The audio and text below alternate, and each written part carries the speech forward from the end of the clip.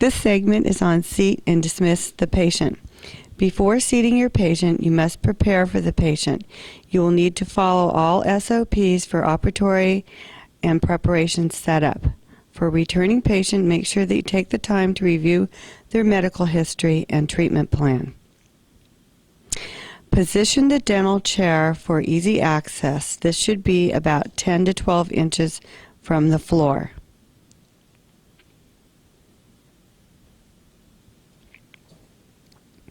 Move the delivery system, stool, light, and rheostat out of the way of the patient.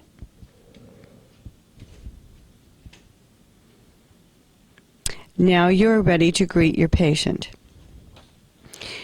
You will greet your patient in the waiting room by their first and last name while making sure you speak clearly and have eye contact.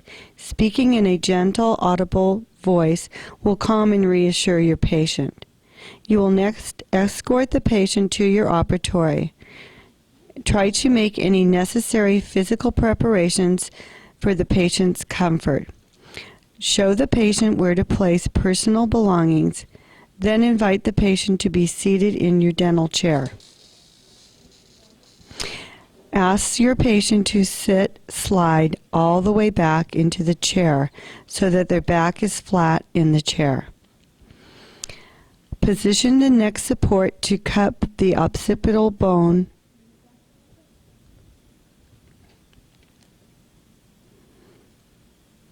Then place the chain and napkin on your patient.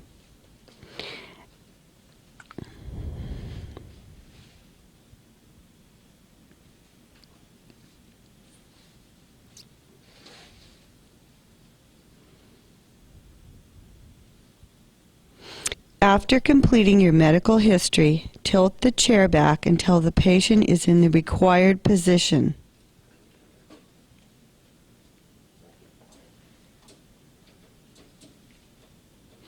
Then adjust the height of the chair, and at this point you will also need to readjust the head and neck support. Make sure you have the patient lift her head and support it while you are making any adjustments.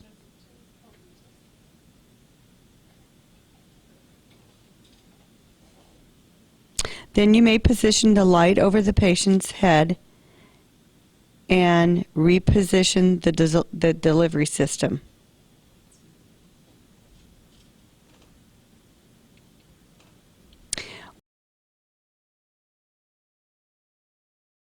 Okay, the patient position. The patient will be in the supine position during dental treatment, with the patient lying on their back in a horizontal position, and the back of the chair nearly parallel to the floor.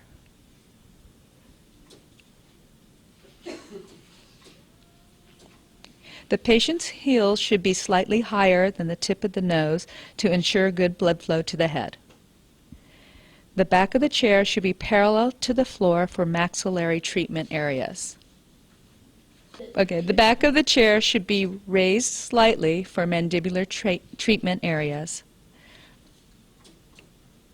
Okay. The top of the patient's head should be even with the upper edge of the headrest.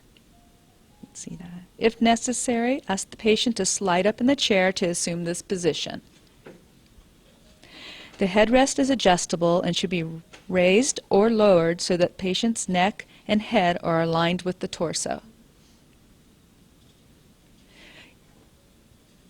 In addition to adjusting the headrest, you may also ask your patient to open the mouth and tilt their head downward in a chin down position for the mandibular treatment areas. For the maxillary areas, ask your patient to open and position the head in a neutral or chin up position. Okay. So, the patient position relative to the clinician. First, adjust the height of the clinician chair to establish a neutral seating position. Next, lower the patient chair until the tip of the patient's nose is below waist level. Your elbow angle should be at 90 degrees when your fingers are touching the treatment area. A good way to determine the proper placement of the patient is to sit alongside of the patient with your arms against your sides and crossed at the waist. The patient's open mouth should be below the point of your elbow. Okay. When dismissing the patient, make sure the light and the delivery system are moved out of the way.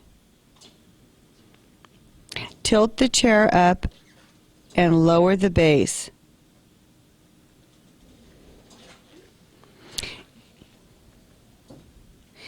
You should then allow the patient time to remain seated to reestablish their equilibrium. This is also a good time to go over post-operative instructions and review their next treatment. Remove the patient's napkin. Make sure you give them back their belongings. Then escort your patient back to the waiting room.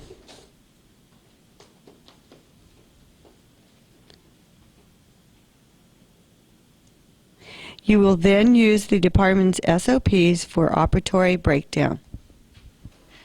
We will be showing you the positioning for the clinician, the patient, and the patient and the clinician relative to the patient. First, the clinician should be seated in a neutral position. A neutral position is the ideal positioning of the body while performing work activities, thus avoiding the risk of injury. In the neutral seated position, your forearms are parallel to the floor. Your weight is evenly balanced. Your thighs are parallel to the floor as possible. Thighs that are slightly sloped are also acceptable. The hip angle is at a 90-degree angle. The seat height is positioned low enough so that you are able to rest the heels of your feet on the floor. When working from the clock positions, which we will review later, the 9 to 12 o'clock or the 12 o'clock to 3 o'clock, you will be seated in a tripod formation. You should spread your feet apart so that your legs and the base of the chair form a tripod, somewhat like a three-legged stool. This tripod formation creates a very stable position from which to work. Avoid positioning your legs under the back of the patient chair. In this position, the patient will be too high. Having one or both legs under the having one or both legs under the patient's headrest is acceptable as long as you're still in the neutral position.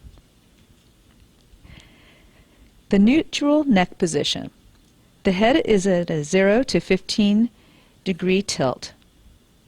The line from your eyes to the treatment area should be as near to vertical as possible.